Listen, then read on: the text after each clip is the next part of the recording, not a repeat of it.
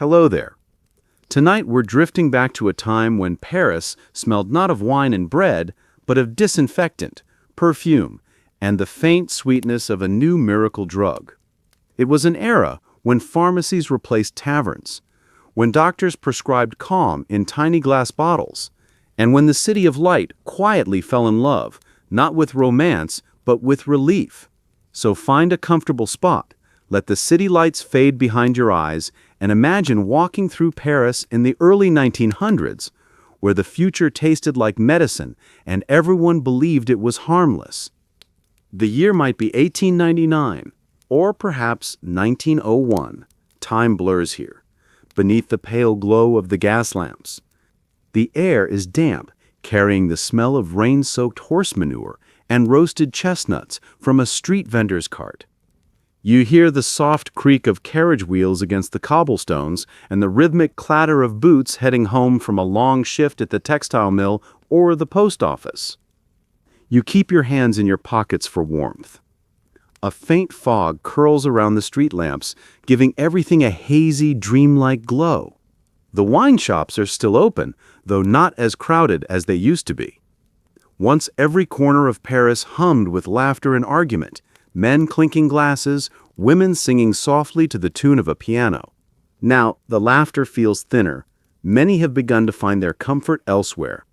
There is a small green cross glowing faintly at the end of the street, the sign of a pharmacy. Inside, the light is warm and golden. Behind the polished counter, glass jars shimmer with powders, tinctures, and little bottles sealed with cork and paper labels in careful cursive. It smells faintly of soap and menthol and something sweet, almost like vanilla. A man ahead of you coughs into his handkerchief. The pharmacist smiles, reaches for a brown vial, and says softly, "Heroin pour la toux," for the cough. It is legal. It is respected. It is even advertised. In this era, heroin is not a vice. It is a gift of science, a cleaner, gentler alternative to the messy world of opium dens and wine-stained taverns. A miracle discovery from Germany, imported proudly into France. Doctors prescribe it for sleeplessness, for melancholy, for the common cold. Mothers keep a bottle in the cabinet, next to the chamomile and the aspirin. Nurses in hospitals offer it to soldiers for pain, to patients for calm. Paris, the city of light, has quietly become the city of morphine dreams. You walk past a poster pasted to a wall. It shows a well-dressed woman smiling as she holds a bottle of cough syrup. The words read, "Soulage instantané, sans danger," instant relief, harmless. There is even a small stamp of approval from the French Medical Board. Below it, an advertisement for a cafe offers wine without headache. The irony would only be clear later. At the time, it made perfect sense. France had lived through war, revolution, and cholera. Pain was everywhere, physical, emotional, spiritual. Factories were loud and airless. Apartments were small, shared, and damp. The Seine often carried the smell of sewage, and yet through it all, Parisians kept their dignity, their rhythm, their need for something to soften the edges of the day. For generations, that something had been wine, the national comfort, the slow liquid hum that filled every evening. But wine was heavy, it clouded the mind, and it carried the memory of poverty. Heroin, on the other hand, was modern, clean, scientific. It came from the same elegant laboratories that gave the world aspirin, a symbol of progress, bottled serenity, the promise that suffering could be tamed with chemistry. Imagine a tired seamstress returning home after 12 hours, bent over a machine. Her hands tremble from the vibration of the needle. Her lungs ache from lint and dust. She can't afford the wine her parents once drank, but she can buy a small paper packet from the pharmacy, dissolve it in water, and feel her breath steady. The ache fades, the night grows quiet. Her mind drifts toward the soft, weightless edge of sleep. In another apartment, a young medical student scribbles notes by lamplight. He has read in La Presse Médicale that heroin is 10 times more potent than morphine, without the harmful effects. He feels proud to live in an age when science conquers pain. The world seems, for a brief moment, perfectly rational. But if you listen carefully, beneath the hum of the city, you can hear something else. The slow, collective sigh of a people who have found peace, not in progress, but in surrender.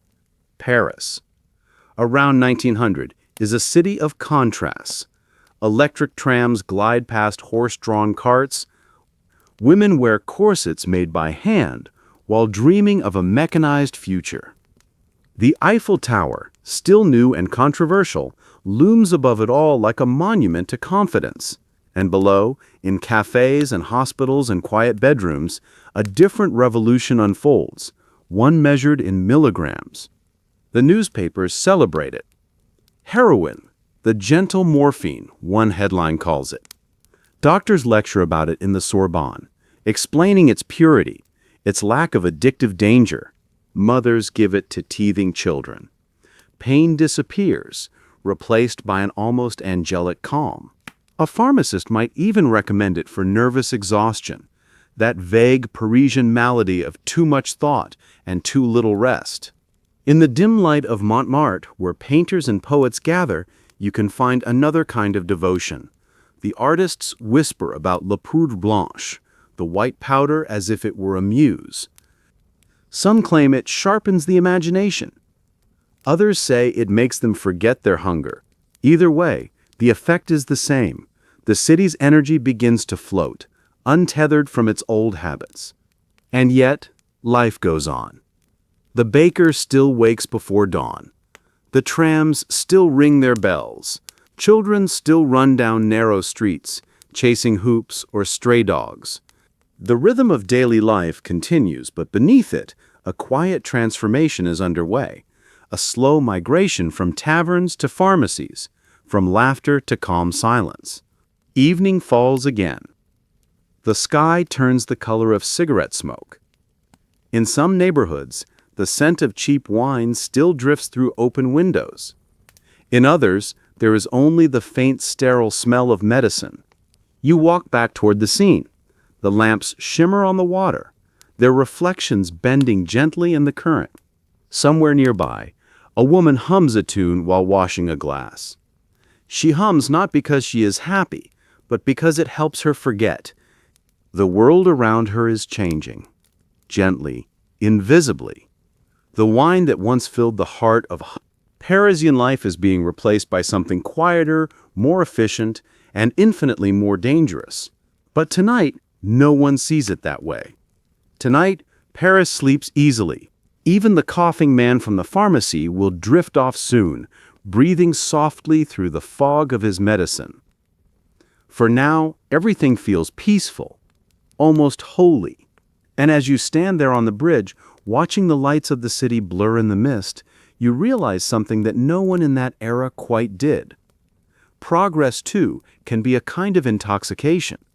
The pharmacy doors close for the night, the last carriages pass, and Paris exhales a city wrapped in comfort, unaware of the shadow already beginning to form beneath its gentle sleep. In the mornings, the city stirs slowly, as if half asleep from the night before.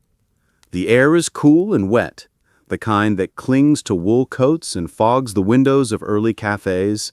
Bakers push open their shutters, releasing the warm scent of fresh bread that mixes with coal smoke and the sharp tang of disinfectant from a nearby hospital. Inside that hospital, orderlies carry metal trays of instruments that gleam beneath the new electric lights.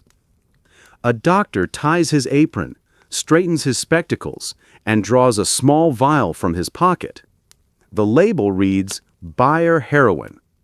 The nurses know its smell, faintly sweet, slightly chemical. It has become part of their routine, as ordinary as iodine or bandages. Patients no longer writhe in pain. They rest quietly, their breathing slow and even. The doctors write it down in their reports. Excellent results, patient calm. In another ward, an old woman recovering from pneumonia hums softly as the medicine takes hold. She hasn't sung in months.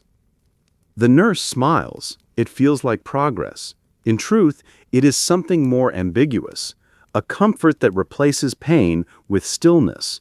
The line between healing and sedation begins to blur. You step outside again. The streets around the hospitals are lined with apothecaries, each with polished windows displaying bottles in symmetrical rows. Paris loves symmetry.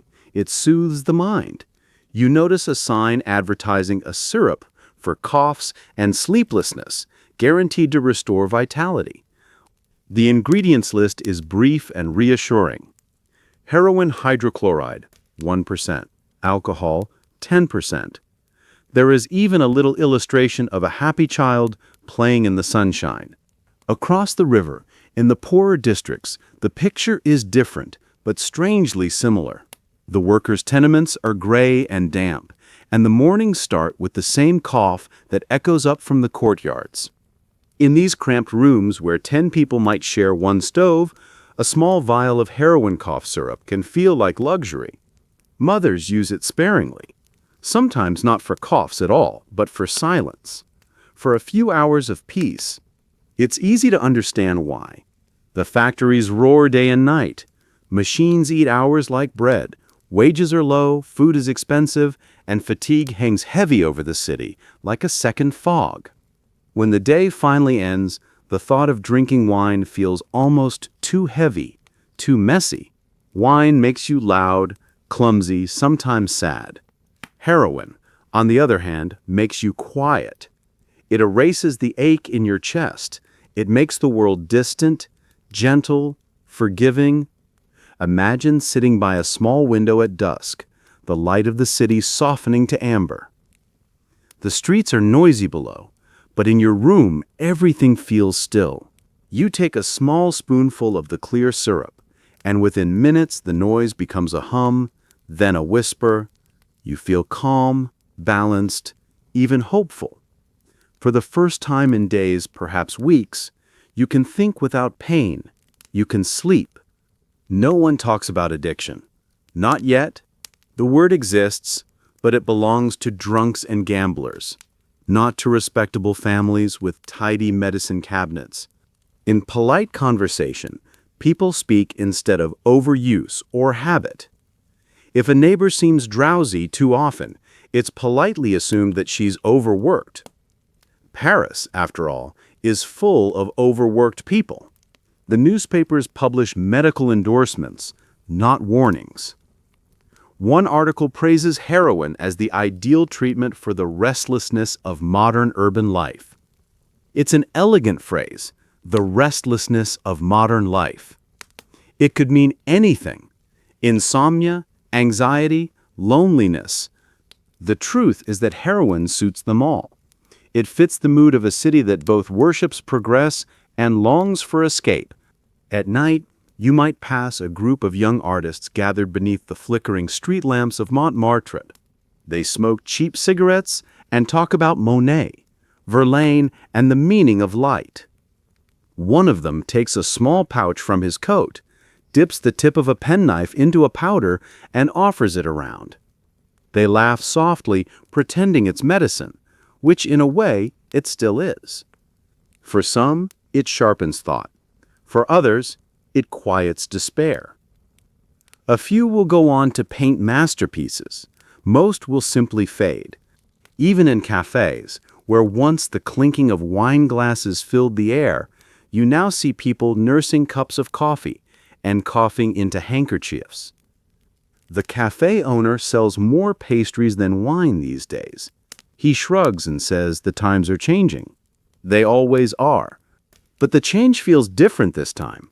Cleaner on the surface, colder underneath. The city's heartbeat slows. The laughter of drunkards is replaced by the quiet hum of satisfaction. There is less noise, fewer fights, fewer songs. Paris feels peaceful, yes, but also slightly hollow, as if someone turned the volume of life down to a comfortable murmur. One evening, you pass by the pharmacy again. The same pharmacist stands behind the counter, his mustache neatly trimmed, his hands gloved.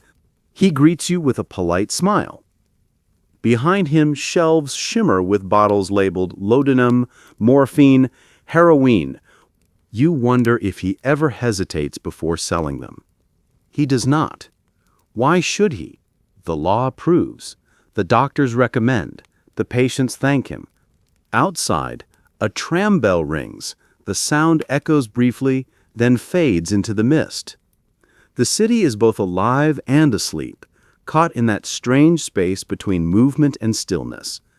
Paris has always loved its illusions of romance, of progress, of beauty, and now it has found a new one, a chemical piece, neatly packaged and respectably sold. Somewhere in the Latin Quarter, a student writes in his diary about the calm brilliance he feels after taking his dose. He writes that it helps him study philosophy. In another part of the city, a nurse hums as she fills syringes, believing she is part of something noble, the future of medicine. The future, she thinks, smells faintly of alcohol and vanilla. Outside, the sky above Paris turns silver. A thin drizzle begins to fall, misting the streets and softening the outlines of the buildings. You can almost feel the rhythm of the city breathing, slow, steady, content. The comfort is real, even if it's borrowed. And as you walk home through the quiet, you realize something almost tender about this era. No one meant any harm. They simply wanted relief from pain, from hunger, from the ache of living in a world that promised so much progress, yet delivered so much exhaustion. For now, Paris is content to drift. And the bottles on the shelves will keep selling, each one promising a little sleep, a little silence, a little less of the world. The night deepens.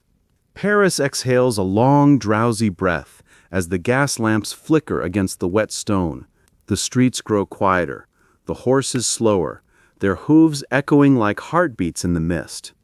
The last cafes are emptying now. Waiters stacking chairs, sweeping breadcrumbs from marble tables, blowing out candles one by one. The city settles into its strange kind of stillness. In a small apartment above a bookshop in the Marais, a young man sits by the window, the glow of his lamp turning the raindrops on the glass into tiny beads of gold. His name doesn't matter. There were many like him. Translators, clerks, poets, dreamers. He dips his pen in ink, but his thoughts move sluggishly. The noise of the day still buzzes in his head. On the table beside him lies a small paper envelope from the pharmacy. The word heroin is written in tidy script. He folds a pinch of the powder into warm water and stirs. It dissolves like sugar. He drinks slowly, almost ceremoniously.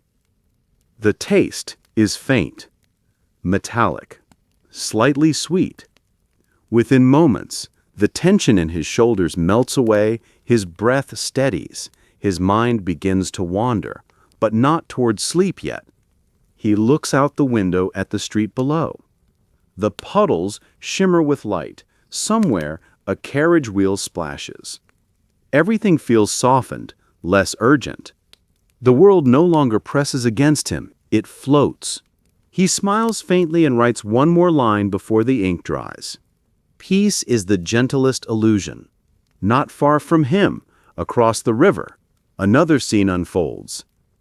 In a narrow alley, a small apothecary's door opens quietly after hours. A man in a long coat steps out, his scarf pulled up against the chill. He carries a small bag, nothing suspicious, just another customer. The pharmacist locks the door, yawns, and turns off the light. The man in the coat walks a few blocks, stops beneath a flickering lamp, and removes a vial. His hands tremble as he measures the dose. He, too, is seeking peace, though not the poetic kind. His is the peace of forgetting, of silence, heavy enough to drown thought.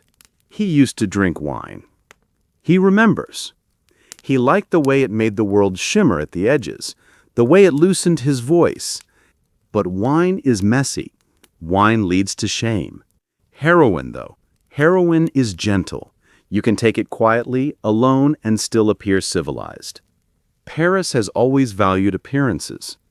As the night passes, you can trace the soft pulse of the drug through the city, from hospitals to garrets, from mansions to attic rooms. It moves like the Seine, winding invisible, inevitable. A doctor finishing his rounds takes a small dose to ease his back. A widow uses it to stop coughing. A cabaret singer sips her cough syrup before a performance. Her voice smoother now, her nerves softened. Everyone has their reason. No one thinks of it as surrender. The newspapers write about the triumph of modern pharmacology.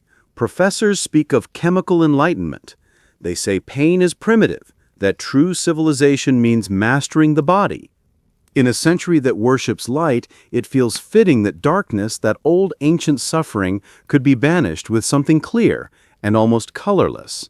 In Montparnasse, an aging artist paints late into the night. His canvas glows with strange color. Not quite real, not entirely imagined. He takes a small dose from a syringe, wipes his hand on a rag, and stares at the brushstrokes as if they might move. Later, when his hands begin to shake, he swears it's fatigue. He has no idea that the same calm he loves is quietly taking root inside him, growing like ivy.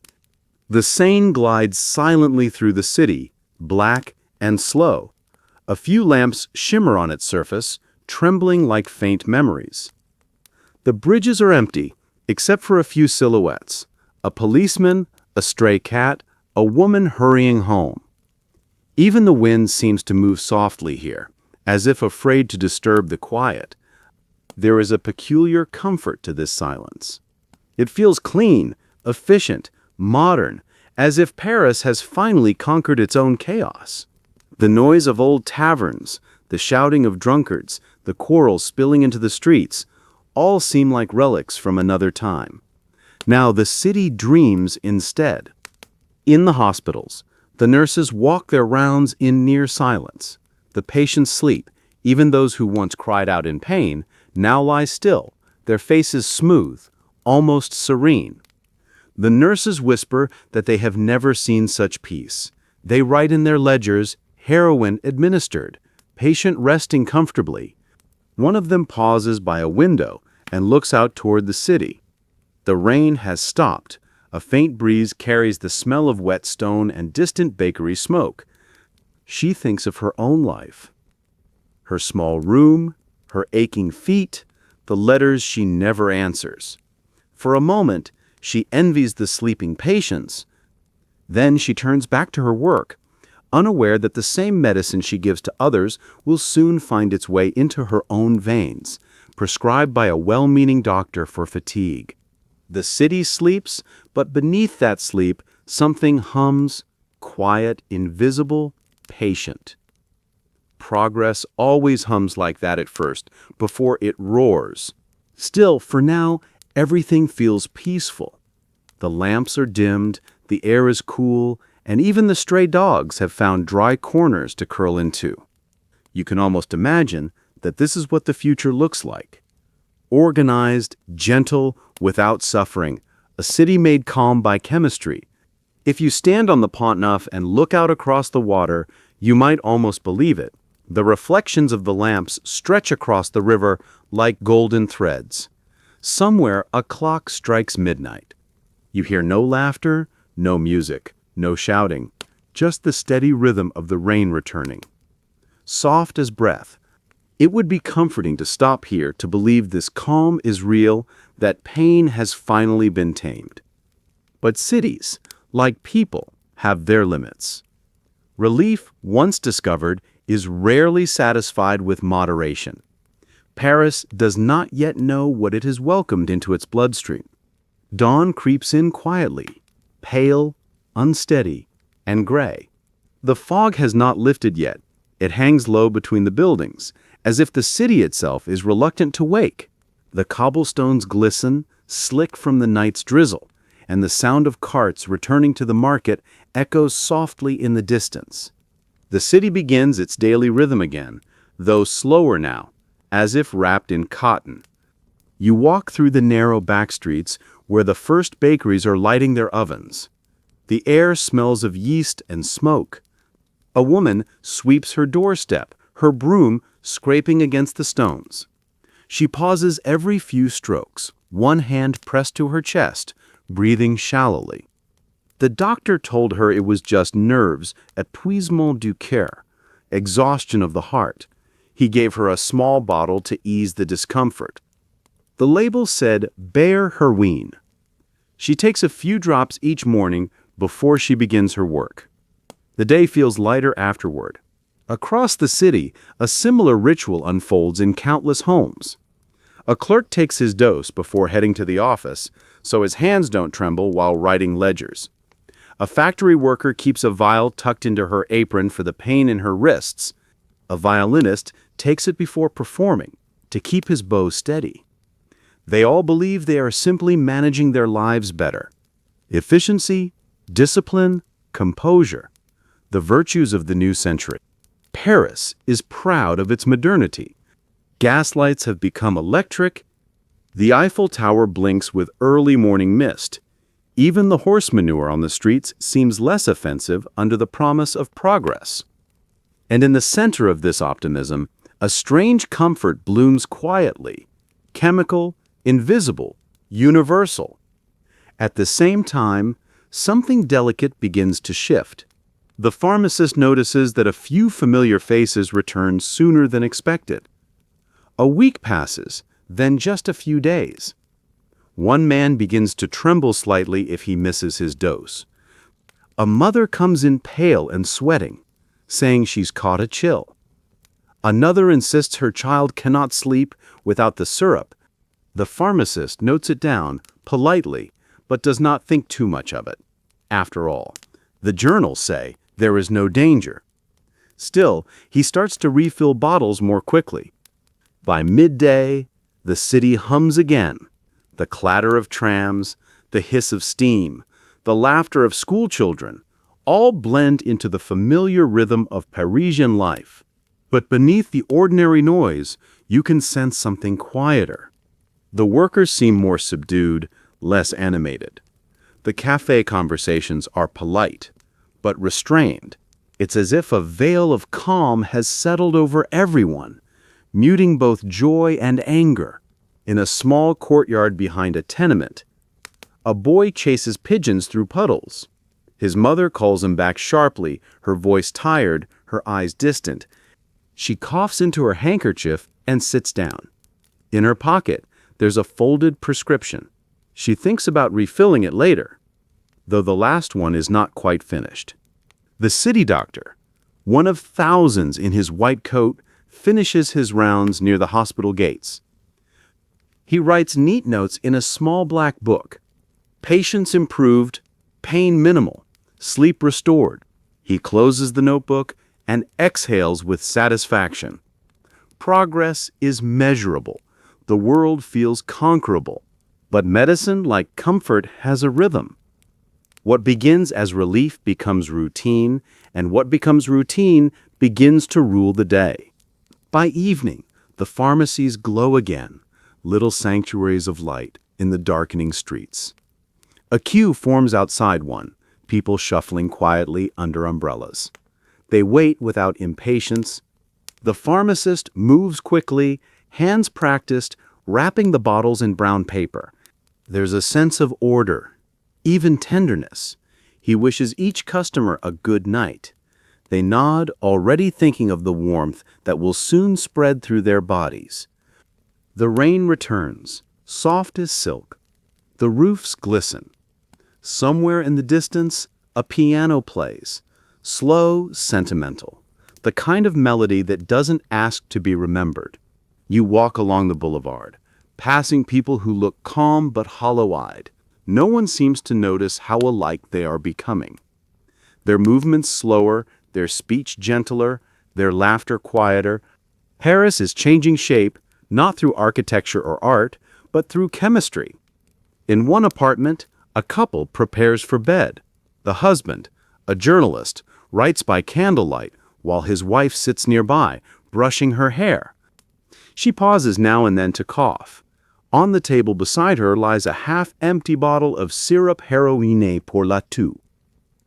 She takes a small spoonful, sighs, and leans back against the chair. Her eyes drift to the window, where the moon hangs pale over the rooftops. She feels content, and that is all she wants. The journalist writes about politics, about how France must remain strong, disciplined, rational. He believes the world can be perfected by logic.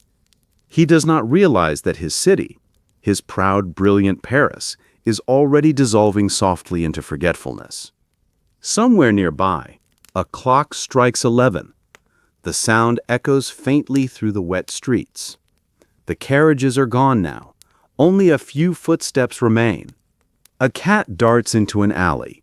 The wind carries the faint scent of bread, coal, and something sweeter, the unmistakable trace of ether and morphine that drifts from the open windows of the hospitals.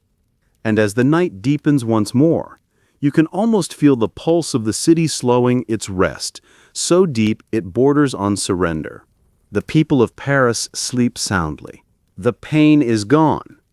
And somewhere in the dark, a chemist's name on a label glints in the lamplight, quietly rewriting the meaning of comfort. The night drifts towards stillness again, and the rain has turned to mist. It clings to rooftops and shutters, softening every sound.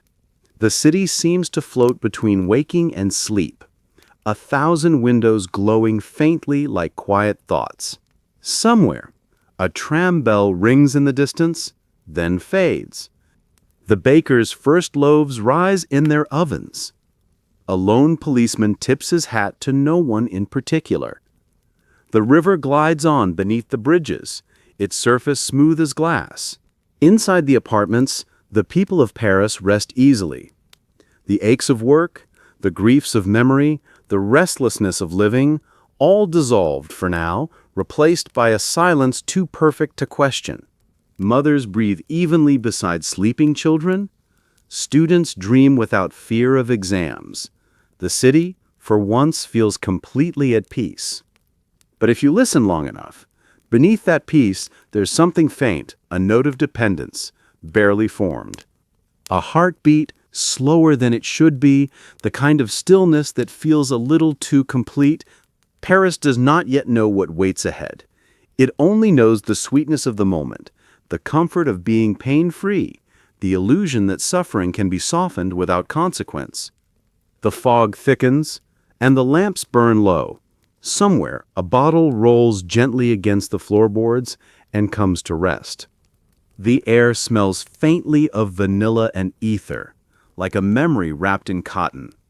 And as you walk away from the quiet streets, you can't help but think that peace, when bought so cheaply, never lasts forever. The river keeps moving. The city keeps sleeping. And for one brief, dreamlike era, Paris is perfectly content. At the end of the 19th century, deep inside a laboratory in Elberfeld, Germany, a young chemist leaned over a row of glass flasks.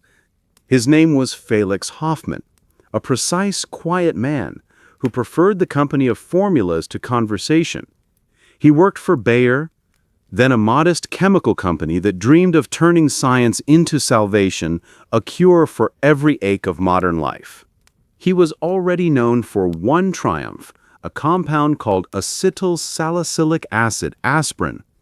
It had made his employers proud and the public grateful. But Hoffmann was not finished. In 1898, he synthesized another derivative, this time from morphine. It looked harmless enough. Colorless crystals, odorless, soluble in water. The compound's lab name was diacetylmorphine. It needed something catchier. A marketing manager at Bayer, inspired by the word heroic, suggested calling it heroin. It sounded noble, almost uplifting, the kind of name that promised strength, not weakness. It was registered as a trademark that same year.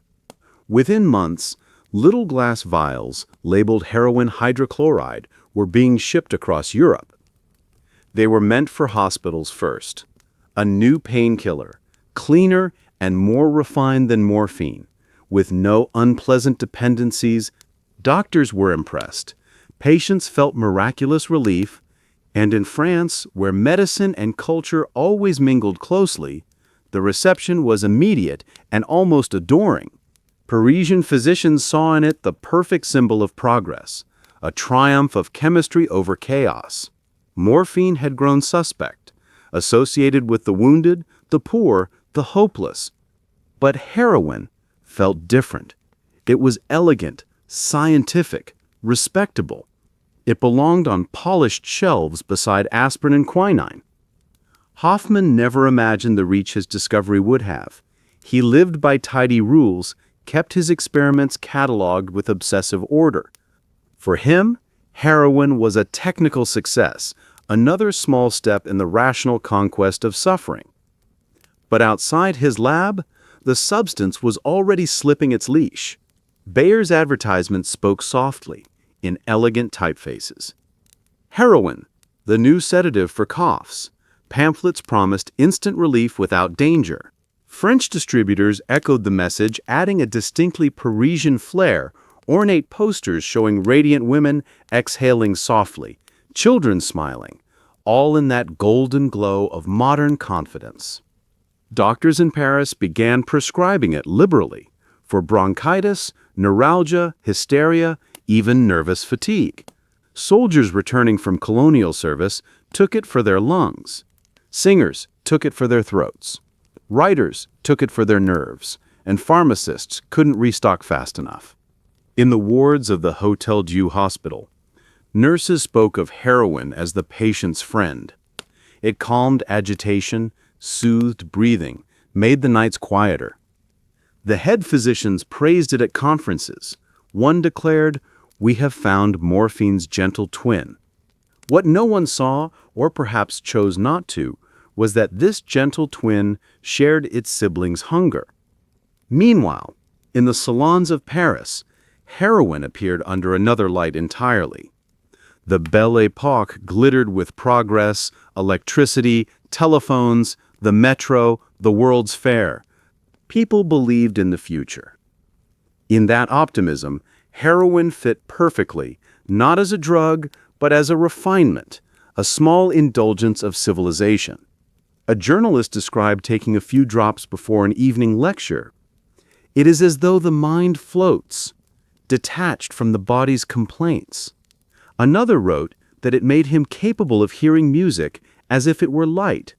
For the chemists at Bayer, these accounts were thrilling. Sales tripled. By 1900, heroin was being exported to 23 countries, with France among the top importers. In the company's records, the French orders were listed as particularly enthusiastic pour les usages médicaux et domestiques, domestic uses. The irony was exquisite. A city famous for wine, laughter, and vitality now found comfort in something that erased feeling entirely. In letters from the period, you can trace a subtle shift in tone. Doctors who once spoke confidently now began to note recurrence of symptoms upon discontinuation. Pharmacists observed frequent requests for repeat prescriptions. A few voices, isolated, ignored, raised early warnings. One French physician, Charles Richet, wrote in 1901, "The patient seems cured, but the medicine becomes the disease." He was right, though his colleagues dismissed him as old-fashioned. Paris was in love with modern chemistry, and love is slow to question itself. Meanwhile, Felix Hoffmann had moved on to other compounds, his life quiet and unremarkable. He retired with modest honors, unaware that his so-called miracle was weaving itself into the fabric of every major city in Europe. Bayer continued to produce heroin proudly, its name printed in elegant serif letters on every bottle. In the French capital, the drug's influence deepened almost invisibly. Every layer of society had its own version of the same story. The working man using it for pain, the writer for calm, the doctor for sleep, the mother for her cough. The same relief, the same trust, the same quiet dependency spreading like ink through paper. By the time a few physicians began to notice patterns, the shaking hands, the sleeplessness without dosage, the haunted look in once cheerful patients, it was already too late. Heroin had become Paris's invisible companion, its chemical lullaby. There is something tragically human about that, the way progress can so easily turn into comfort, and comfort into need. The same city that had once bled for revolution now surrendered softly, not to tyranny, but to tranquility. In the heart of this surrender, Felix Hoffmann's invention glowed like a jewel of reason, clear, precise, mercilessly efficient.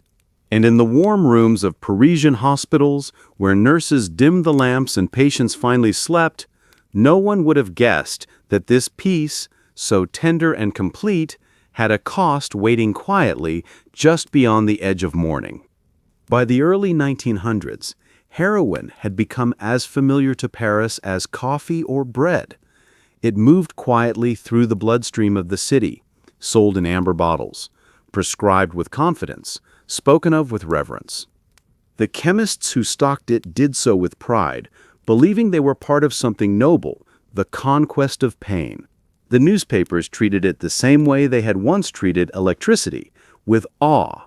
Heroin, wrote one Parisian columnist, the medicine of modernity, gentle, efficient, humane. It was not described as intoxicating, but as enlightening, a means of freeing the mind from the body's complaints. In the cafes of Saint-Germain, poets would quote such lines with a half smile, already knowing from experience how true and how false those words could be. Doctors prescribed it as generously as priests offered blessings. They wrote it down for anything that troubled the spirit: sadness, exhaustion, nervousness, grief. Une cuillère à café, 3 fois par jour. A spoonful, 3 times a day. They believed they were helping. For a time they were. Heroin dulled the pain of industrial life, the clatter of machinery, the choking soot, the monotony of endless hours. It softened the edge of grief for those who had lost sons to tuberculosis or the colonies. It even soothed the coughs of children weakened by the damp Paris air. And because it came from the pharmacy, not the tavern, it carried a sense of decency. You could walk into a chemist's shop on the Boulevard Saint-Michel and buy Serenity in a bottle, no bigger than your thumb. The pharmacist would wrap it in brown paper and say, "Bonne santé," good health. It was the most civilized transaction imaginable. Across the river, the hospitals thrived on this new era of comfort. Nurses no longer feared the cries of their patients. The wards were calmer, the doctors more confident. They spoke of pain as though it were an old superstition, soon to be forgotten. In the homes of the middle class, heroin became a quiet ritual. A teaspoon after dinner, just enough to clear the chest or calm the nerves. Husbands and wives passed the bottle back and forth as casually as one might share salt at the table. "It helps me think," he might say. "It helps me sleep," she might reply. Neither noticed when 1 teaspoon became 2. Meanwhile, Paris itself seemed to slow. There was less shouting in the markets, fewer quarrels in the streets. The air of constant tension that had once defined the city softened into something else, an agreeable fatigue. It was easy to mistake this numbness for peace. In Montmartre, painters dabbed at canvases through the night, half dreaming, half awake. A few of them, already familiar with absinthe and ether, took to heroin as if it were another form of inspiration. They said it made colors glow differently, that it silenced the anxious voice that told them their work was futile. In their studios, the powders sat beside brushes and pigments, just another shade in the palette. Writers described it differently. To them, heroin wasn't about inspiration but escape, a way to drift beyond deadlines, expectations, self-doubt. They wrote letters to one another about the white calm that followed a dose. How thoughts seemed to arrange themselves without effort. In the pages of La Revue Blanche, an anonymous essay appeared praising the medicine that makes time merciful. Even musicians felt its pull. The opera singer Emma Calvé reportedly used a heroin lozenge before performances to ease her breathing.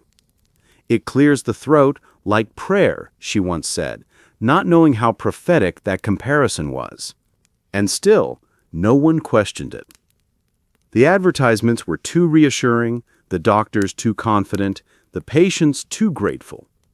It was a rare alignment, science, commerce, and comfort all pointing in the same direction. Yet beneath this polite calm, the first cracks were forming. Pharmacists began to notice customers who returned too soon, their hands shaking slightly, their eyes anxious. Doctors saw patients who could no longer sleep without their cough medicine. The polite word habitude, habit, began appearing in medical notes. It sounded harmless enough. Habits, after all, could be managed. In the poorer neighborhoods, the pattern became clearer. Laborers spent a week's wages on vials. Mothers pawned jewelry for another bottle.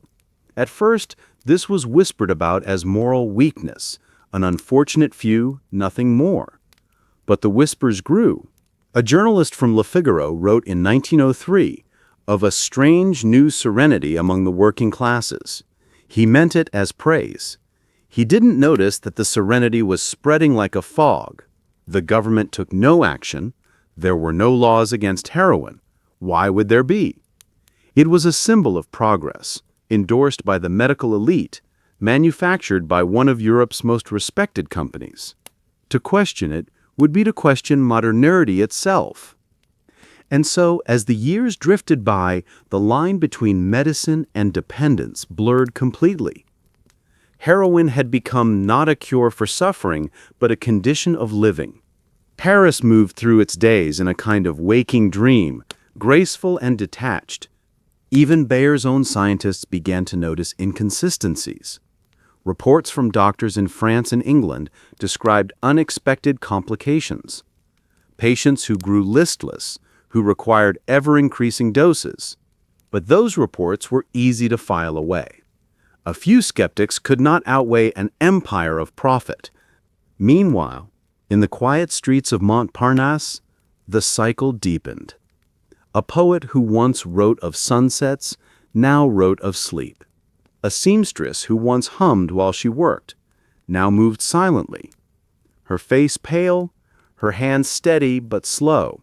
The city that had once burned with energy and invention began to glow instead with a soft, unending fatigue.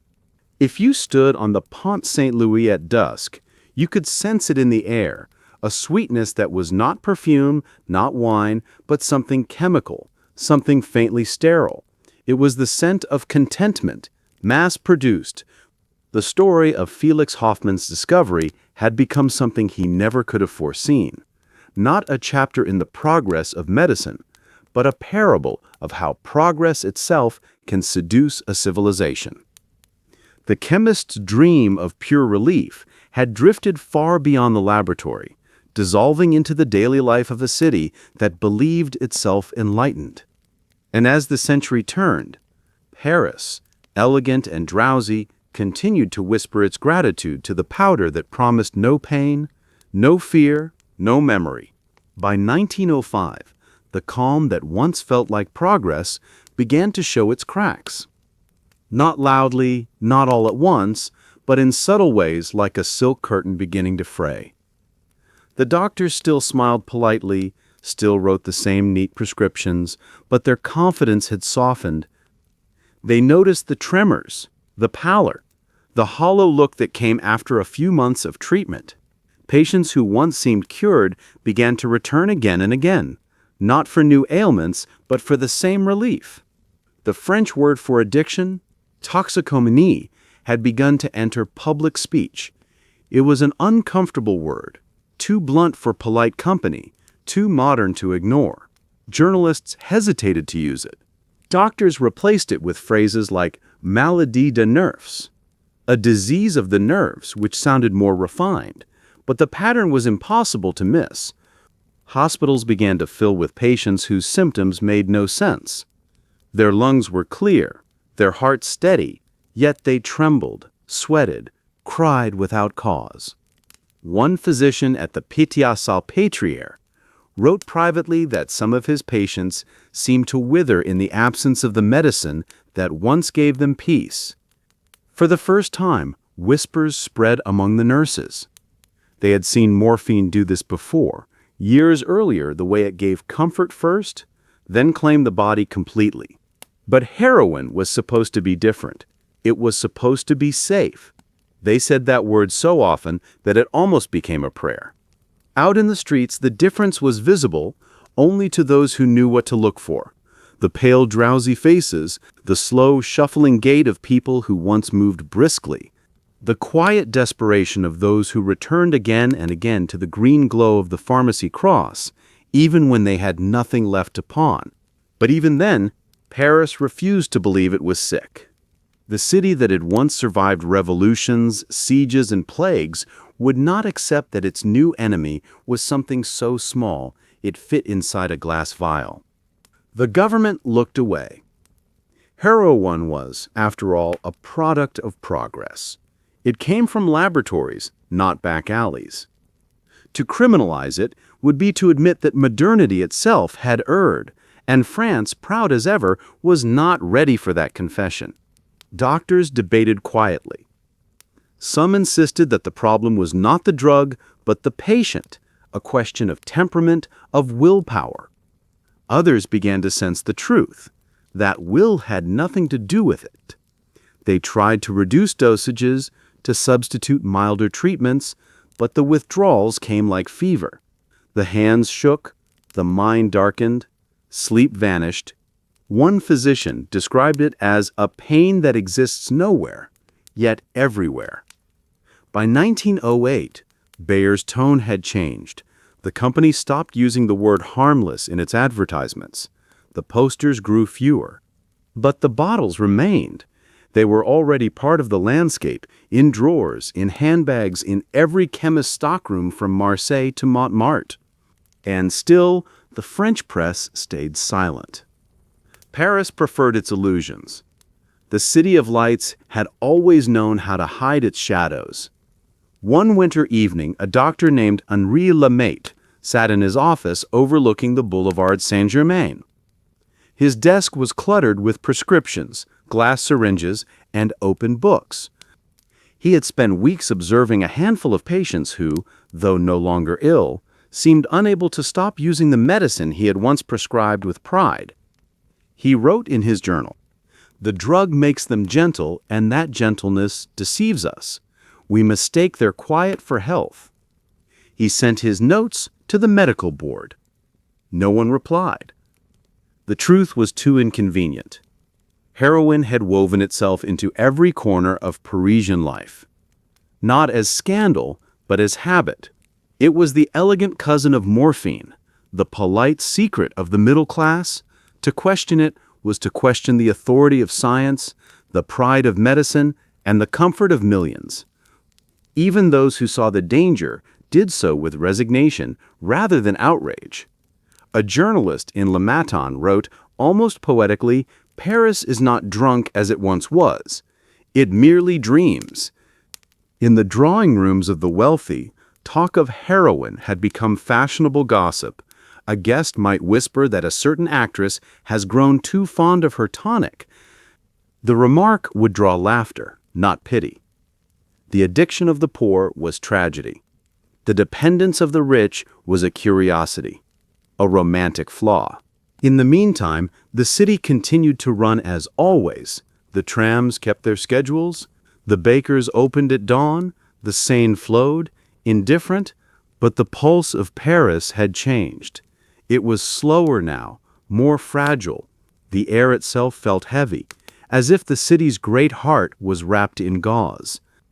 And somewhere, far from all this, Felix Hoffmann lived quietly in retirement, reading articles that still referred to his invention as a wonder drug. He would never publicly acknowledge what it had become. He died in 1946, long after heroin was banned in France, never knowing that his tidy laboratory creation had rewritten an era. The story of his discovery had already dissolved into myth, not of villainy, but of innocence. a chemist seeking progress, a city seeking peace. And between them, a misunderstanding vast enough to fill a generation. As the decade turned, the quiet dependency that had once seemed civilized began to reveal its cost. Heroin was no longer simply a medicine, it was a mirror, showing what the modern world was willing to trade for comfort. And still, the streets of Paris glowed beautifully at night. People slept soundly, the city breathed softly, and the pharmacies stayed open late. By the end of the decade, the illusion still held, but only just. The shop windows stayed bright, the posters still promised calm, and the people of Paris still moved through their days with the same quiet civility. Yet beneath it all, something had shifted. The smiles were slower now, the laughter didn't reach the eyes. The city's energy, that restless, joyous heartbeat, had faded into something faint and fragile. In the hospitals, doctors still wrote improved condition in their ledgers, though many no longer believed it. The patients rested peacefully, yes, but the peace felt strange too, still, too uniform. It was as though the entire city had agreed to fall asleep at once, and no one wanted to be the first to wake. The cafes at night reflected it too. Conversations moved at half speed. The poets spoke softly of fatigue, the painters of light that no longer inspired them. The excitement of invention had given way to a kind of dreamy contentment, beautiful but empty. Outside, the green pharmacy crosses glowed faintly in the mist, their light flickering across the wet stones like distant constellations. People came and went, each clutching a small paper packet, each believing they were doing nothing unusual, just managing their pain, their nerves, their lives. And so Paris drifted on, graceful in its surrender. The chemists still believed in science. The citizens still believed in progress. No one meant harm. No one sought escape. They only wanted to feel better, to soften the edges of an age that moved too quickly for the human heart to keep up. But comfort, once found, rarely lets go. The city's calm deepened into something that felt almost holy, a peace too perfect to last. And somewhere in the quiet hum of its laboratories and lamplit streets, Paris was already crossing a threshold it would not notice until long after it was too late. The fog gathers again. The lamps burn low. The river moves on, as it always does. And in the gentle glow of progress, the city dreams a little longer, not yet ready to awaken. The new century arrived with optimism. Paris called itself La Capitale du Progrès, the capital of progress, and everywhere you could feel the pride of a civilization that believed it had conquered suffering. Electric light glowed in cafes where candles had burned for centuries.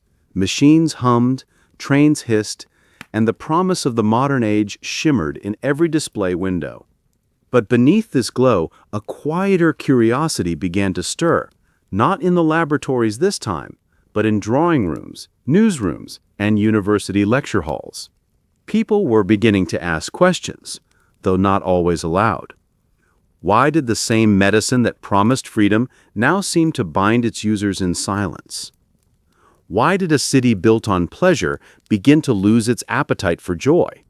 The answers would not come from officials or scientists, but from observers, the poets, the philosophers, the doctors who stayed up late reading reports they did not know how to publish. They sensed that heroin had become more than a drug. It was a mirror held up to a restless society. And like most mirrors, it reflected far more than anyone wished to see. In 1910, the French Académie de Médecine convened a quiet discussion about the overuse of morphine derivatives. The tone was careful. No one said addiction. No one blamed Bayer. It was not yet acceptable to suggest that science itself could wound. Instead, they spoke of excess enthusiasm, as if the city had simply loved its medicine too well. The debate rippled outward.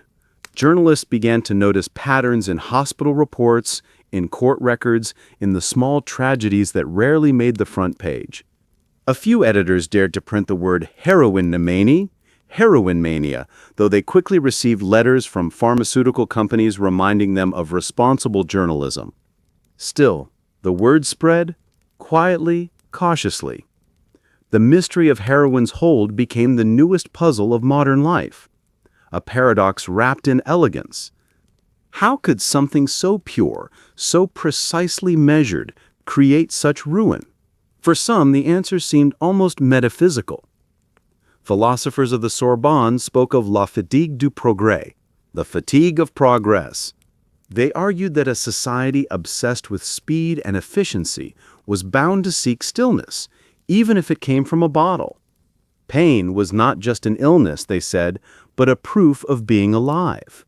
In killing pain, perhaps they had killed something else too. Others searched for explanations in the body rather than the soul.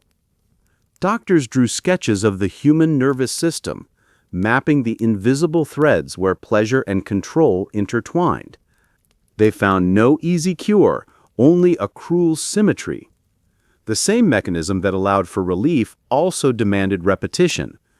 In the cafes of Montparnasse, these debates became a kind of performance.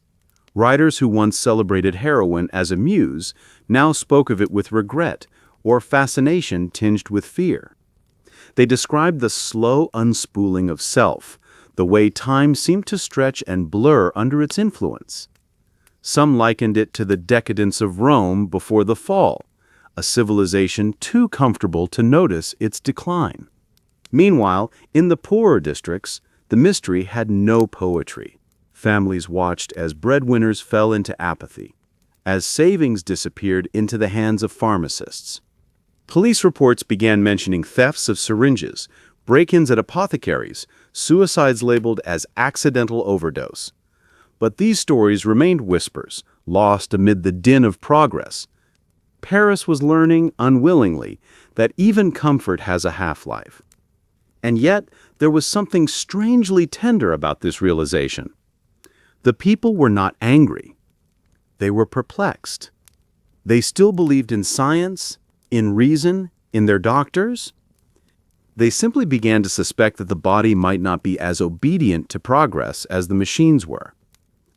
In a small laboratory at the University of Paris, a young physiologist named Dr. Jean Delay conducted experiments on the nervous system using animals and low doses of morphine.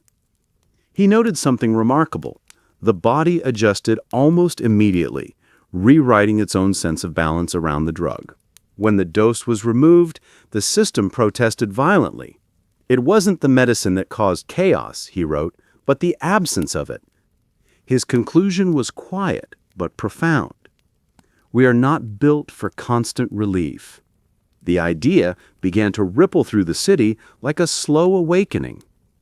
Newspapers ran careful features about the paradox of progress. Sermons touched on the theme of false comfort. Artists painted hollow-eyed figures in elegant rooms. The word fatigue appeared everywhere, not the tiredness of work, but of existence itself. A poet named Jules Romains called it la lassitude moderne, modern weariness. He wrote, "We have invented ways to quiet the body, but not to calm the soul." And in those words, perhaps, lay the heart of the mystery. By the years leading up to the First World War, the heroin trade was finally being questioned. France passed its first cautious regulations, limiting prescriptions, tightening imports. Bayer, sensing the shift, quietly pivoted back to promoting aspirin. The once proud advertisements vanished from the boulevards, replaced by posters for soap and tonic wine. But the culture that heroin had shaped did not disappear. It lingered in the new preference for calm, in the aesthetic of detachment, in the slow, melancholic rhythm that had entered Parisian art and literature. Even as the drug itself receded, its echo remained. The city had learned something it did not know how to forget, that the line between healing and escape is finer than anyone dares to admit. In the end, the mystery of heroin was not chemical, it was human. It lay in the quiet craving for ease, for silence, for a world without sharp edges. And though Paris began at last to awaken, it did so gently as if afraid that the light might sting its eyes. Outside, the river flowed past the bridges with its usual calm, indifferent and eternal. The city reflected in its surface looked as beautiful as ever, though perhaps a little older, a little wiser, and a little sadder. The quiet fascination that once surrounded heroin did not vanish when the laws changed. It simply shifted form, like smoke taking on a new shape after the wind changes direction. The vials disappeared from pharmacy shelves, but the idea remained that serenity could be manufactured, that peace could be poured or measured or prescribed.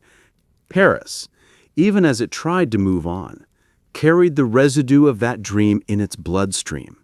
By 1912, the government had begun to restrict the sale of opiates. Pharmacies that once kept jars of heroin in the window now stocked milder tonics and aspirin. The green crosses still glowed at night, but the light seemed dimmer. Inside, the pharmacists had learned to speak with caution. They avoided the word entirely, replacing it with euphemisms le calmant fort or le remède ancien. Customers nodded quietly. Everyone knew what was meant. But culture moves slower than law. In Montmartre, the artists continued to paint the same heavy-lidded faces, the same languid gestures, the same washed-out calm. You could see it in the portraits of that decade. The stillness, the distance in the eyes. Even after the drug itself began to fade, the aesthetic it inspired remained pale light, soft contours, beautiful exhaustion. Writers noticed it too. The short stories of the era were filled with characters who were not sick but tired, people who longed not for pleasure but for quiet. The cafes of Saint-Germain, once alive with debate, filled instead with gentle murmurs about the burden of feeling too much. Heroin had taught Paris a strange lesson, that numbness could masquerade as refinement. And yet, beneath this cultivated fatigue, something was stirring again, a slow return of vitality, though uncertain, like the first breath after too much sleep. The young were growing restless. They spoke of energy, of speed, of the future. Automobiles rattled down the boulevards. Aeroplanes crossed the skies above the Seine. Paris was remembering motion. Still, the memory of the heroin years lingered, like perfume trapped in old wallpaper. People didn't speak of it directly, they spoke around it. In salons, older doctors would lower their voices when the topic arose, calling it notre erreur élégante, our elegant mistake. The phrase carried both shame and nostalgia. For the artists who had lived through that era, it left something harder to name. They had learned that beauty could be dangerous, that comfort could corrupt. Their canvases changed accordingly. The brushstrokes grew sharper, colors more fractured. Pain returned to art, but this time it was deliberate, almost reverent. It was as if the city had decided that suffering in small doses was necessary, the price of being truly awake. One painter, Maurice Utrillo, once wrote that sobriety felt like walking out into raw daylight after years of mist. His work, all broken rooftops and white facades, captured the way Paris looked as it sobered, not tragic, but fragile. Philosophers, too, found meaning in the city's awakening. They spoke of la lucidité nouvelle, the new clarity. In cafes and universities, essays appeared about the moral fatigue of progress, about how a civilization could anesthetize itself with its own inventions. Some saw heroin not as a medical failure but as a metaphor, proof that the human desire for relief, if left unchecked, would eventually erase the very things that made life worth enduring. Even religion, which had seemed nearly obsolete in the glitter of the Belle Époque, found new listeners. People began returning quietly to churches, not out of piety, but out of longing for something unmedicated, a pain that felt honest. The sermon spoke of endurance, humility, the holiness of staying awake to one's own suffering. The city that had once believed in chemistry now listened, cautiously, to the language of the soul again. And yet, contradictions endured. Outside the churches, in the narrow alleys of the Latin Quarter, you could still find remnants of the old trade.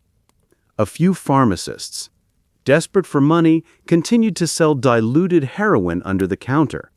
Their customers were fewer now, older, and ghost-like, relics of the previous decade's promise. They spoke in low voices, avoiding each other's eyes. They were not outlaws. They were survivors of a dream gone quiet. One of them, a former nurse from the Hotel Dieu, described it best when she said, "It wasn't the pain I feared, it was its return." Her words could have belonged to the entire city. Because even as Paris moved forward into jazz, into cinema, into the noise of modern life, there remained a tenderness toward the stillness that heroin had once given. It was a forbidden nostalgia, a longing not for the drug itself, but for the illusion that life could be gentle forever. The streets changed, the music quickened, the colors brightened, but somewhere under all that, the rhythm of those calm years persisted, like a memory stored in the city's bones. The scene kept flowing, patient and indifferent, carrying reflections of new bridges and brighter lights. But if you looked closely, you could almost imagine that the water remembered, that beneath the sparkle of progress lay the echo of a slower, quieter Paris, the one that once believed serenity could be bottled and sold. And in a way, perhaps that belief never truly left.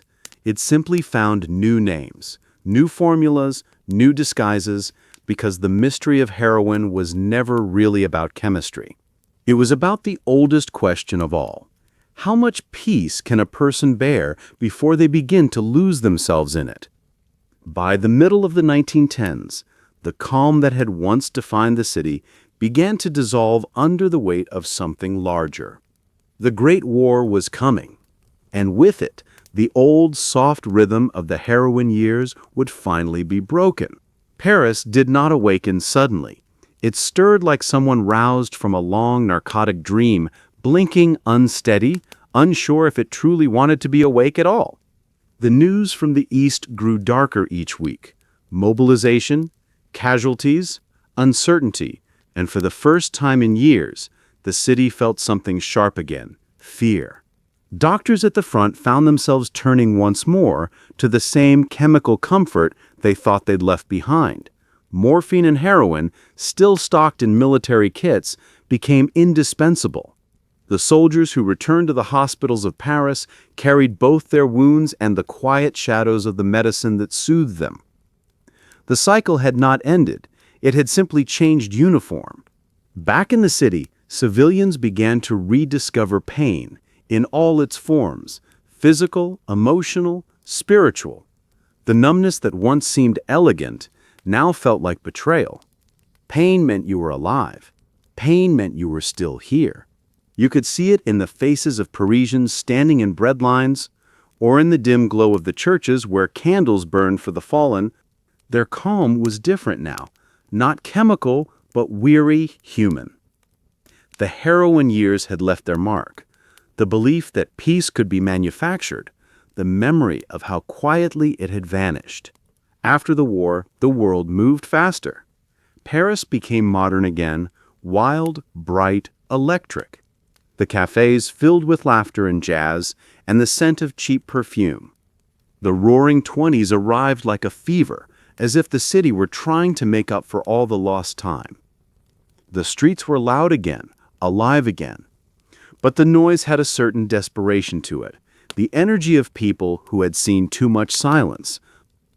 And beneath that frenzy, there was a strange kind of amnesia. No one wanted to talk about the years when pharmacies had replaced taverns, when doctors had prescribed serenity. The bottles had been emptied, the labels thrown away, and the memory carefully folded into silence. But silence has a way of surviving. The artist remembered, though.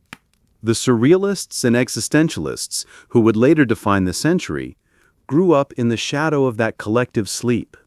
Their fascination with dreams, detachment, and the limits of consciousness came from somewhere. The Heroin years had given Paris a new vocabulary, not of medicine, but of mind. They had taught a generation that reality could be softened, blurred, rearranged. And even after the drug was gone, that lesson lingered in art, in literature, in thought. Writers like Cocteau and Radiguet would later wrestle with opium, the heir to heroin's quiet throne. They treated it not as vice, but as metaphor, the ghost of a promise that once seemed pure.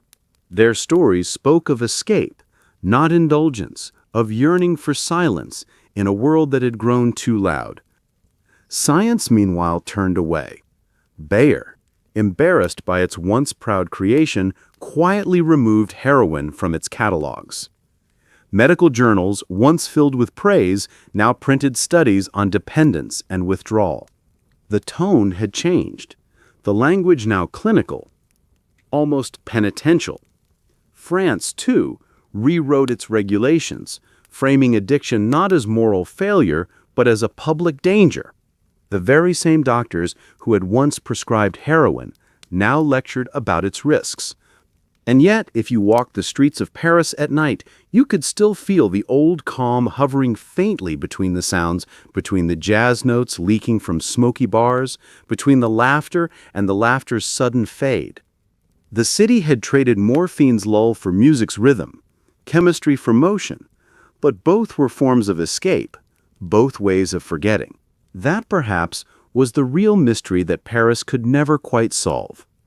It wasn't the powder itself, or the companies, or even the doctors who meant well. It was the deeper question that no law or lecture could answer. Why relief, once discovered, is so hard to live without. The heroin years had passed, but their shape remained like an imprint left in soft fabric long after the body has moved on. You could see it in the tired beauty of the boulevards, in the half-smile of the cafe patrons, in the quiet way the city still exhaled at night, as if expecting the comfort of that familiar hush. By the 1930s, the era had a name. Historians would later call it La Période Blanche, the white period, a time when Paris seemed to glow softly from within, detached, drowsy, and strangely beautiful. No one used the word heroin anymore, but everyone understood what it meant. And as time moved forward through war, through liberation, through the rise and fall of new ideologies, the memory faded into legend. The advertisements were gone.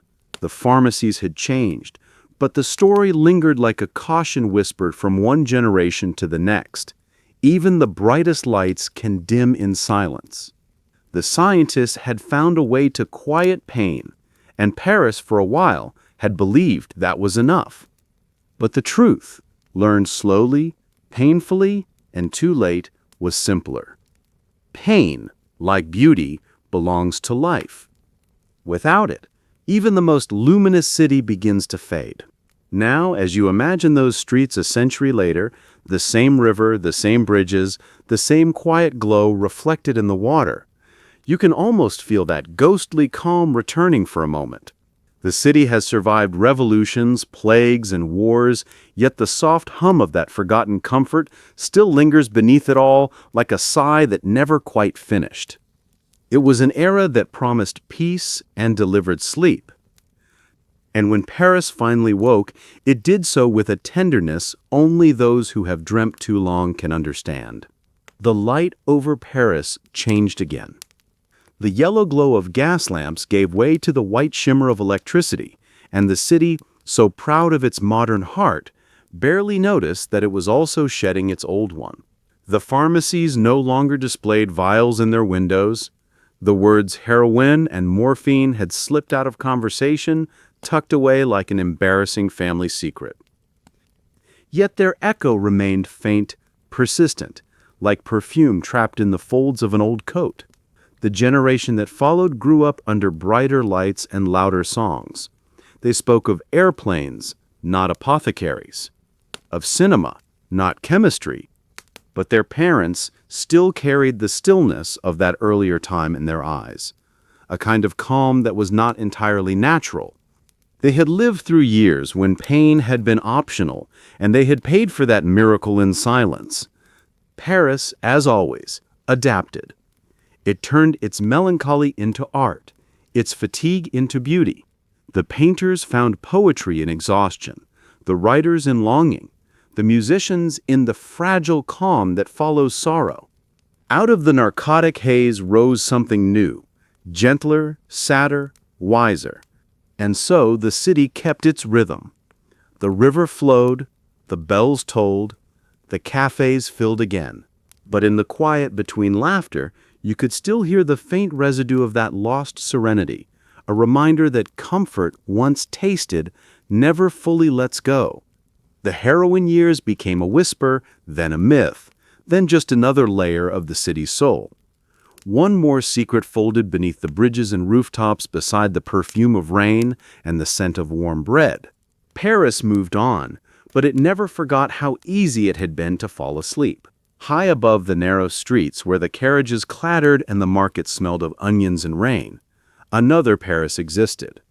The city of chandeliers, of velvet drapes and late dinners, where conversation was as carefully measured as perfume. The people here did not labor in factories or wait in lines for bread. Their exhaustion was of a different kind, one born not from hardship, but from indulgence. In these grand apartments and hotel suites, heroin took on a second life. It was no longer a medicine for the coughing poor, nor a quiet comfort for the weary worker. It became something elegant, discreet, expensive, and strangely intimate. A secret accessory of the upper class. At soirée on the Boulevard Haussmann, where pianos glowed under the golden light of chandeliers, the talk would eventually turn to the new treatments. A duchess might lower her voice and mention the name of a physician who prescribed drops to ease her insomnia. Her guests would nod approvingly, pretending not to know that the drops came from the same laboratories that once supplied the hospitals. It was the same powder, the same sweet calm, only poured now from crystal vials instead of brown glass. For the wealthy, heroin became less about relief and more about control. They called it le remède du silence, the remedy of silence. A way to remain composed in public, untroubled by nerves or gossip or grief. Society expected its women to be graceful, its men to be steady. Heroin made both possible. In the mirrored salons of the Faubourg Saint-Germain, bottles gleamed like jewels beside silver cigarette cases. The ritual was always private, a teaspoon dissolved in tea, a lozenge taken after supper, a small injection behind closed doors. The calm that followed was never acknowledged, only admired. A lady's unshakable poise, a gentleman's unfailing charm, both had their little chemical shadows. Doctors to the elite understood this unspoken contract. They visited homes in the evening, carrying leather cases that smelled faintly of disinfectant and cologne. Their patients met them not as the sick, but as patrons. "A touch for the nerves, doctor," they would say, and he would oblige with quiet precision. The newspapers called this new class of patients les raffinés, the refined ones. They were not addicts, of course. That word belonged to the streets. They were connoisseurs of tranquility, and like all luxuries, tranquility had its fashions. In the Belle Époque, women fainted gracefully and were revived with smelling salts. In the years that followed, they simply avoided fainting at all. Heroin gave them composure, a stillness that looked from the outside like confidence. But in the private rooms of the Hotel Ritz or the perfumed apartments near the Opera, the illusions sometimes cracked. Servants whispered of their mistresses' long naps, of the empty bottles hidden in drawers. A few prominent names disappeared from public view, explained away by vague illnesses. Their portraits, painted in bright oils, remained hanging in salons, faces serene, eyes distant. The irony was not lost on the artists who frequented those circles. The painters and poets, always half inside and half outside society, saw it clearly, how the same medicine that soothed the working poor now gilded the loneliness of the rich. One chronicler of the era wrote, "In every class, heroin was a mirror. It showed the poor their fatigue and the rich their emptiness." Among the men of influence, politicians, critics, and bankers, the habit was subtler still. They used it to manage pace, not escape it. A dose before meetings, before speeches, before decisions that shaped fortunes. It sharpened their confidence and softened their doubts. A quiet, civilized intoxication. At the exclusive men's clubs on the Rue Royale, the talk of finance and politics flowed easily under a thin veil of chemical serenity. Glasses of cognac were raised, cigars burned slowly, and behind the laughter a few eyes blinked too slowly. Smiles lingered too long. And yet, society admired their composure. In an age obsessed with refinement, serenity was the highest virtue. No one wanted to appear desperate, nervous, or human. Heroin made it possible to glide through life like a swan, smooth above the water, frantic below, though the motion below was no longer visible. Even art began to reflect this new kind of quiet. Painters captured rooms drenched in pale light, where elegant women reclined with expressions of detached grace. Poets wrote verses about stillness, about rest, about the beauty of slowing down. They called it modernity. But behind the mirrors and music, a shadow deepened. The physicians who catered to high society began to notice the same symptoms they'd seen in the wards: sleeplessness, trembling, loss of appetite, despair. Except now, the patients wore pearls and diamonds. Their decline was graceful, their suffering silent. One doctor, interviewed years later, recalled it with a kind of melancholy awe. They wanted calm so badly that they paid for it with everything else. In those years, addiction was not scandal, it was fashion. The upper class did not collapse in alleys. It faded in candlelight. Parties ended earlier. Laughter turned soft. And more guests declined dessert, saying they had no appetite. No one asked why. To the outside world, Paris still sparkled. The theaters were full. The papers spoke of art and invention. But in the salons and apartments where curtains stayed drawn until noon, the city's brightest faces were learning what the workers in the tenements had already discovered years before, that relief, once invited, never leaves politely. And as the decade crept on, a strange equality formed between the boulevards and the back streets. Pain, it seemed, was democratic. Heroin had simply found different languages for it, one spoken in whispers of elegance, the other in silence of need. Outside, the lights of the city shimmered on the same, pretending nothing had changed. But Paris, beneath its perfume and polish, was quietly unraveling, not in chaos, but in grace. In the early evenings, as lamps flickered on along the Boulevard des Capucines, the two Parises began to pass one another like ghosts. The carriages of the rich rolled past the shop fronts of the poor. The scent of cigars mingled with coal smoke, and if one looked closely, there was little to tell them apart anymore. The same weary eyes, the same faint slackness in expression, the same cultivated calm that had once seemed a virtue. The servants saw it first. They were the quiet witnesses to their master's decline, the ones who found empty ampoules tucked behind perfume bottles, who changed sheets damp with sweat, who fetched doctors at dawn under orders not to speak. A maid might whisper to another as she hung linen to dry, "Madam is resting again," which meant Madam hadn't risen in days. In the same city, across the river in the cramped courtyards of Belleville, another kind of quiet had taken hold. The workers who could no longer afford the official pharmacy versions of the drug began to find substitutes, Morphine, laudanum, anything that dulled the ache? The boundary between cure and habit disappeared entirely.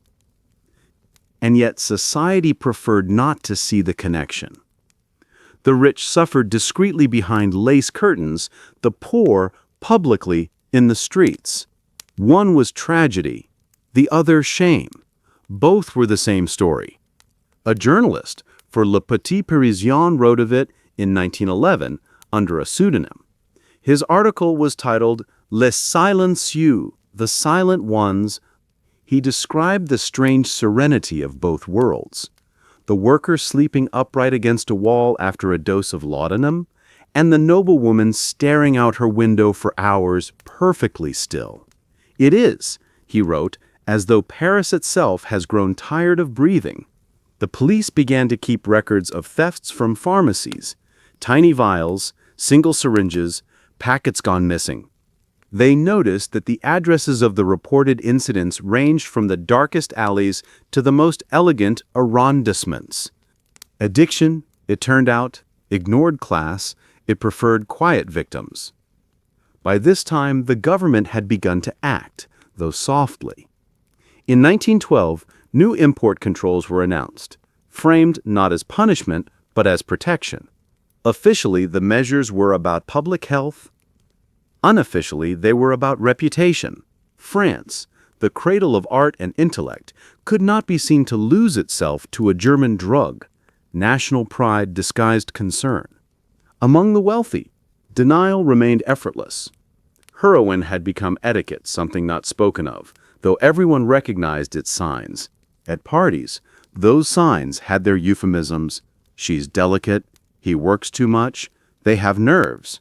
Those words floated through salons like smoke, perfumed and plausible.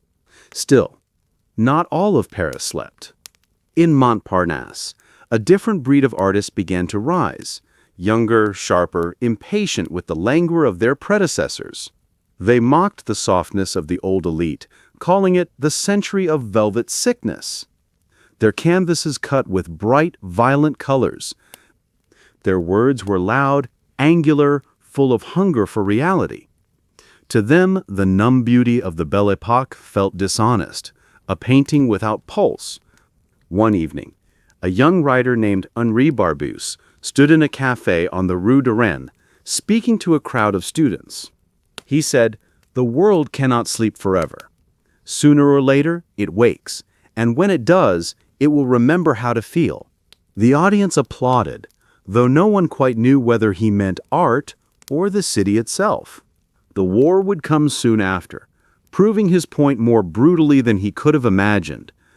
But in those years before the guns, Paris hovered between two moods, the fading grace of the heroin salons and the rising impatience of a generation that wanted to be alive again. In that tension, the city became strangely beautiful. Even its decline had elegance. The carriages still rolled, the women still glittered with jewels, and the orchestra still played waltzes that no one quite danced to. The rhythm had slowed, but the surface gleamed.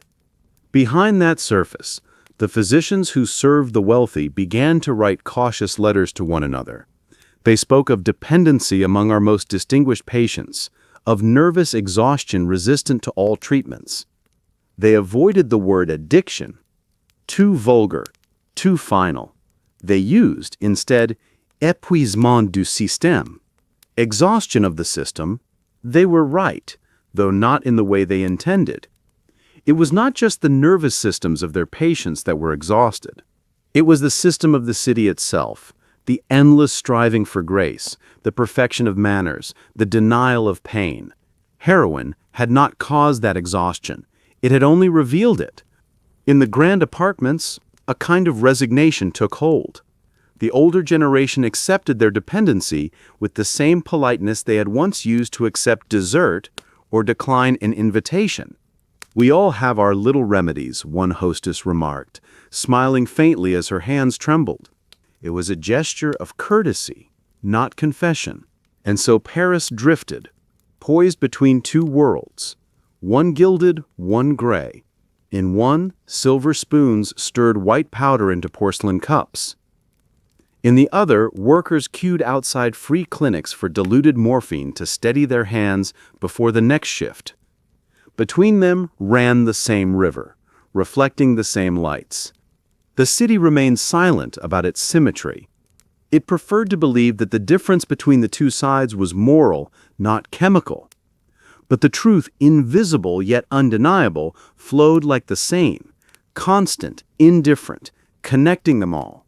As the decade drew toward its end, the salons grew quieter, the curtains thicker, the faces paler. Paris had not fallen. It had simply slowed to a graceful halt, as if holding its breath before waking.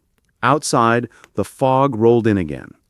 Gentle as always, the gas lamps flickered, a maid crossed the street carrying a covered basket, and from a window above, a hand lifted a curtain just long enough to watch her pass. The city exhaled slowly, silently, and continued to dream. The last of the salons clung to their brightness like old stars refusing to go dark. Even as the world outside began to tremble with labor strikes, foreign tensions, and the quickening pace of modern life, Parisian high society kept to its rituals. Dinner at 8, absinthe at 9, a polite melancholy that never raised its voice. The addiction that once whispered in private now hummed beneath the surface of every glittering evening. It had become invisible through familiarity. The hosts, the guests, the musicians, even the servants, all shared the same unspoken knowledge. The calm in the room was too perfect, the stillness too complete. One journalist, invited to a gathering on Avenue Foch, later wrote in his diary, "They speak softly, they move slowly, they laugh without energy. It feels like dining inside a painting that has already begun to fade." It wasn't scandal. It wasn't decadence in the loud, vulgar sense. It was something subtler, the exhaustion of people who had grown afraid of their own emotions. Theirs was a world built to keep discomfort out. Pain, hunger, noise, conflict. But in pushing those things away, they had also pushed away vitality. A few among them began to notice. An actress, once the envy of Paris, retired suddenly at the height of her fame. She told a friend she could no longer remember what it felt like to cry on stage. Her doctor prescribed rest and more medicine. She died the following winter, her beauty described in the papers as serene. A banker, known for his composure, began to disappear from meetings. His colleagues said he had taken ill, but the truth was simpler. He could no longer wake before noon without his vial. When the government finally restricted supply, he withered within months. His obituary praised his dignified discretion. And still, the city admired them. Paris always admired control. In a culture where passion was considered provincial, serenity was the mark of civilization. Few dared to admit that their poise came not from character, but from chemistry. Yet the mask began to slip. By 1913, the medical journals were more candid. Articles titled La dépendance aux anesthésiques and les maladies du luxe spoke of a quiet plague among the refined. The words were cautious, but the meaning was clear. What had begun as a modern miracle had turned into a social disease. Bang. Now uncomfortable with its creation, withdrew heroin from its catalog entirely. It vanished from advertisements and trade lists, replaced by newer, safer words: sedative, tonic, restorative. But the substance itself continued to circulate, passed privately from doctor to patient, from one generation of quiet dependency to the next. In the upper circles, etiquette evolved to accommodate decline. Invitations were sent with the phrase, "if your health permits." Dinner parties ended early for rest.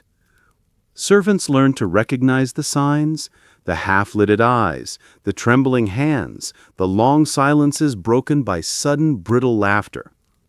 And yet, the world outside was changing too quickly to care. Automobiles filled the streets, horns replacing hooves.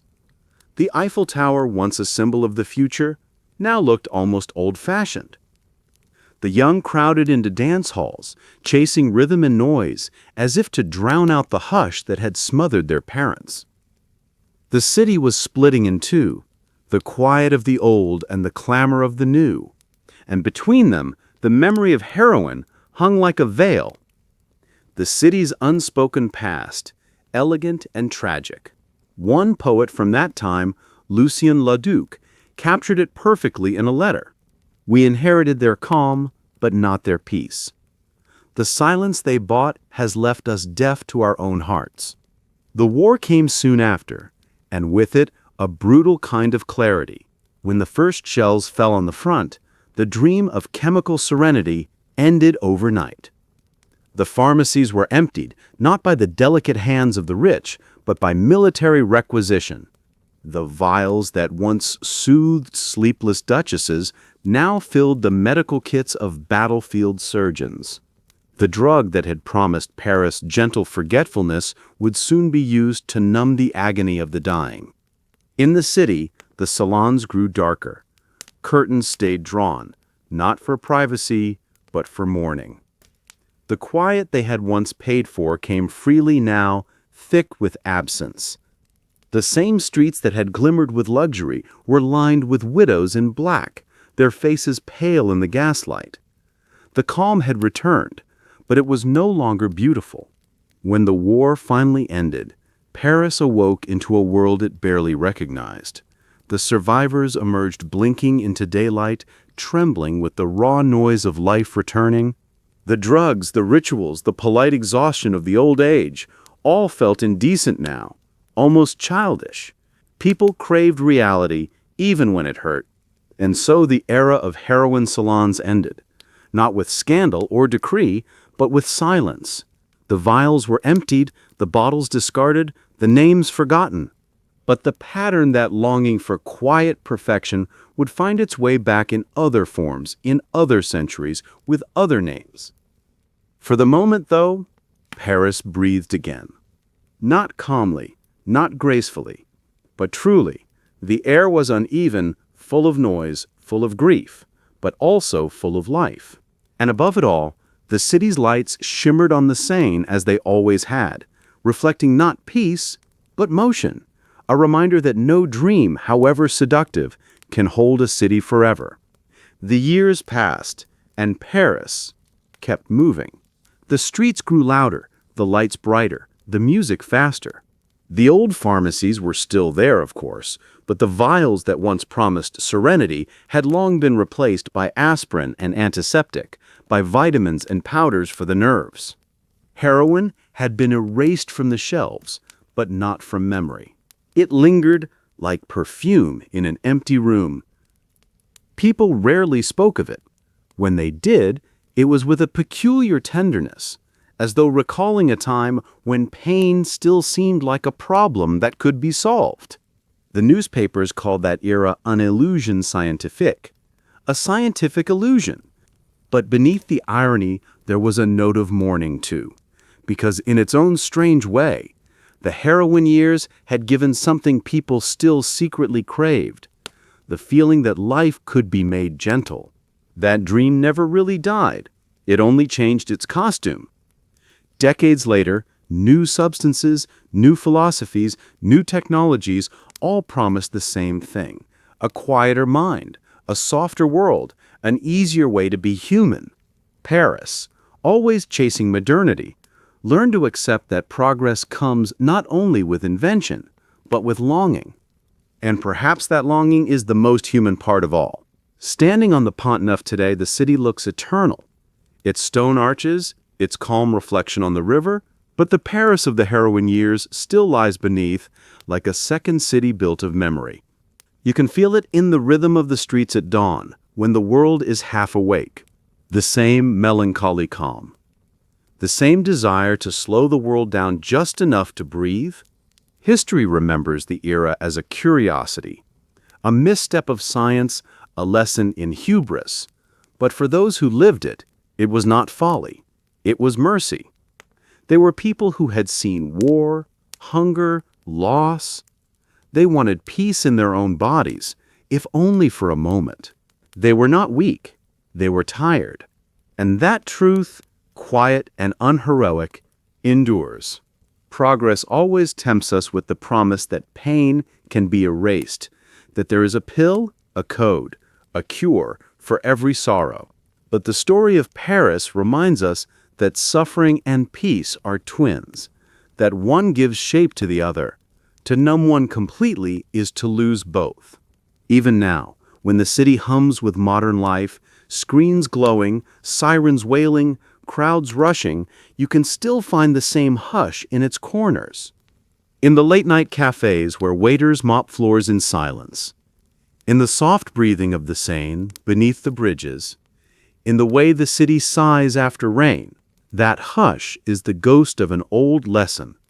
Comfort is never free. It's easy, from a distance, to call it tragedy. But if you listen carefully, there's something gentler beneath it, understanding. The people of that era were not reckless. They were searching for the same thing we all are. A little less pain, a little more peace. They found it, briefly, and it nearly undid them. But in the undoing, they taught the rest of us something priceless. That being awake, even to suffering, is the beginning of wisdom. The bridges glow tonight as they did a century ago. The water moves with the same patient grace.